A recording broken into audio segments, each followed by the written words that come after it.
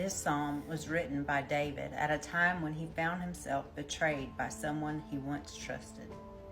It is a prayer asking God, the source of all blessings, to deliver, protect, sustain, and restore him from his undeserved suffering.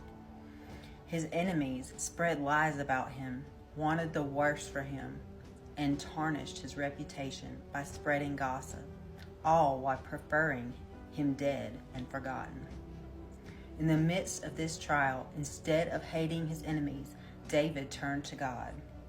He prayerfully pleaded for mercy, knowing God would raise him up and repay his enemies in due time. David claimed victory over his enemies and looked to God for his affirmation and praise. Through intense pain and hardship, David kept his integrity, knowing that God would uphold him. And he called for the praise of the one true God from everlasting to everlasting. Jesus Christ, the very Son of God, became flesh and knew the pain of betrayal and hatred.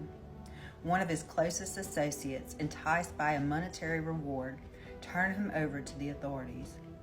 Judas approached Jesus in the garden and kissed him on the cheek, signaling Jesus' enemies that he was the one for whom they were looking. Jesus did not allow hate in his heart, but he showed only compassion and gentleness to his friend who betrayed him and to those who arrested him. The wisdom of Proverbs teaches the consequences of love versus hate. Hatred stirs up strife, but love covers all offenses.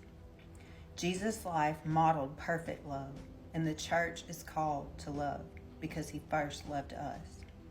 For if anyone says, "I love God," and hates his brother, he is a liar. Followers of Christ who do not love those that they do life with, those that they can see, are told that they cannot love God, whom they have not seen. Jesus commands believers to love even their enemies and those who persecute them.